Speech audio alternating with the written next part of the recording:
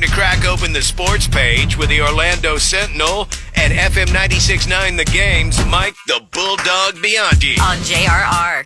Bulldog Sports Page brought to you by Thursday Night Football. We'll be out pre-gaming again ahead of the Patriots and the Steelers, Taco Bob? Yes, we will. Starting at 6 this Thursday. Casey's Sports Bar in Heathrow. We've been out there before. Again, Casey's Sports Bar in Heathrow. And we're going to have 5 pair of birthday tickets to give away. Join us starting at 6. All right, I'm predicting a final for that game of 3-2. Steelers. Right. Stop it. Well, speaking of finals, here is the finishing dagger last night, thanks to Evan McPherson. Evan McPherson will try to end it from 48 yards away. He got it. And this game is over. 34-31, the final from Jacksonville. Bulldog, the Bengals prevail in overtime. Yeah, the former Gator Evan McPherson kicks the 48-yard field goal. Jaguars lose the game in Jacksonville.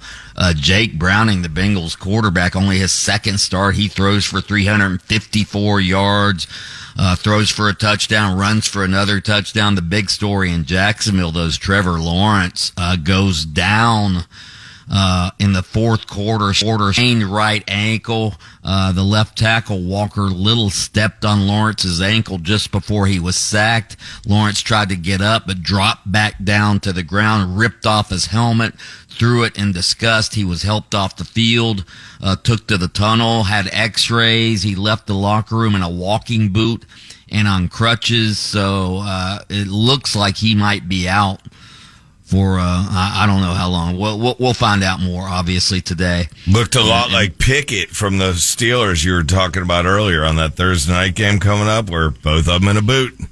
Yeah, good thing this isn't college football. The playoff committee would have disqualified the Jags from the playoffs last night. Hey, on that note, we should congratulate Florida State on their national championship last night. What national championship would that be? Women's soccer. Oh, okay. They won the women's soccer championship, didn't they? Yeah. Yeah. Hey, they have a great soccer program up at Florida State. They even switched coaches. Their national championship coach left a couple years ago, and they hired a new coach, and they're still winning national. They were 22-0-1, I think, this year. My friends on my fantasy league were texting something about soccer. I didn't know it was women's soccer. Yeah. Huh. Okay. Yeah, they don't have a men's soccer team at Florida State or Florida, for that matter. So, what else we have in sports? Jamal Mosley, Orlando Magic coach, named the Eastern Conference Coach of the Month. He's never won that award, so good for him. I mean, the Magic had a hell of a month, that's for sure. In October and November, they were 13-5. Second best record in the Eastern Conference, won 9 games in a row. We know that. That tied a franchise record, and he did it with his starting center and starting point guard both injured. Wendell Carter Jr., Markelle Fultz didn't play the entire month. So, Jamal Mosley, looks like the Magic may have them a good coach. The players all love this guy. He seems to hold them accountable, and well, again, good thing that wasn't voted on by the College Football Playoff Committee, because the Magic wouldn't have been eligible for that either with starters. That's right. Yeah, with the injuries and stuff. Yeah. By the way, speaking of that, of course, the pandering politicians are going to get involved in this. Rick Scott. Oh, God. Rick Scott, the Florida senator. He's demanding transparency from the College Football Playoff Committee. Wrote a letter yesterday to Boo Corrigan, the chairman of the committee, and wants all of their records and emails that went back and forth between the committee members. So, yeah, Rick Scott pandering to the electorate in the state of Florida, which I guess that's what politicians are supposed to do. Not for nothing. I hope and I don't agree with the College Football Playoff Committee, but I hope they tell him and any other politician trying to gleam or glom onto this to go pound sand. Yeah. Seriously. So he wants all of the records from the College Football Committee and all right. that. You know what? I want our government officials to hand over all of their records is what I'd like to see. Oh, God, that'd be scary. What else we have? Other news in college football. The transfer portal opened yesterday. Dillon Gabriel. Yeah. Former UCF quarterback, starting quarterback at Oklahoma. So he transferred from UCF to Oklahoma. Now he's transferring from Oklahoma.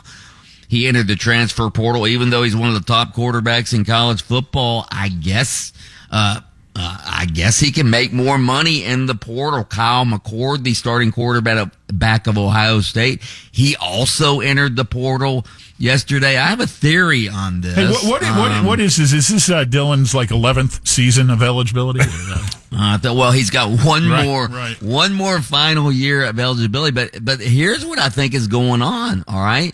So Dillon Gabriel he's a really good college quarterback, but he might be a little undersized for the NFL. Nobody really knows if he can play in the NFL. Why wouldn't you, if you're a college football player who might not be good enough to play in the NFL, why wouldn't you go earn yourself, couple $1 million per school by transferring? I would. Right? Yeah, I'd do it. Get the head start on the real world. Absolutely. Yeah. I mean, Matt Rule, the Nebraska coach, said a good quarterback out of the portal will cost you anywhere from $1 to $2 million. So Dillon Gabriel's probably looking at $2 million by switching schools. I can't say that I blame him. Yeah, for that. load that in the bank and then go get a real estate job because everybody knows your name and you sell a few houses. Right. You got That's an all right, right yeah. life. buddy. Car lot, Be an maybe. insurance. You can be an insurance man. Move some metal. Don't make By the him way, sell insurance. I like the car approach, like Pat's saying, but not insurance. Come on. Here, let me give you my By the way, card. do you think how many Florida State and Georgia players who are NFL bound will stick around to play in the Orange Bowl? It's an interesting Would you? question. No, hell Would no. you? Hell no. Nope. I don't think I would either. No. I wouldn't risk it for the consolation bowl. And if I was a fan, I said this yesterday, I wouldn't shell out the money to go down there to Miami through the expense of that. Forget it. Screw it. There's been some calls for Florida State to protest the Orange Bowl, but they're not going to do that, obviously. Well, it's not the Orange Bowl's fault, but I mean, I'm just why incur the expense? Yeah, I agree. I agree. Lightning got some revenge on Dallas last night after getting blown out over the weekend. They blew out the Stars last night 4-0, Bulldog. I know you're excited. I am very excited about our Lightning. Yeah. Right. Are you ready to take us out with your big old Bulldog bark as you host open mic over there on AM 740 and FM 96.9 The Game? Oh, oh.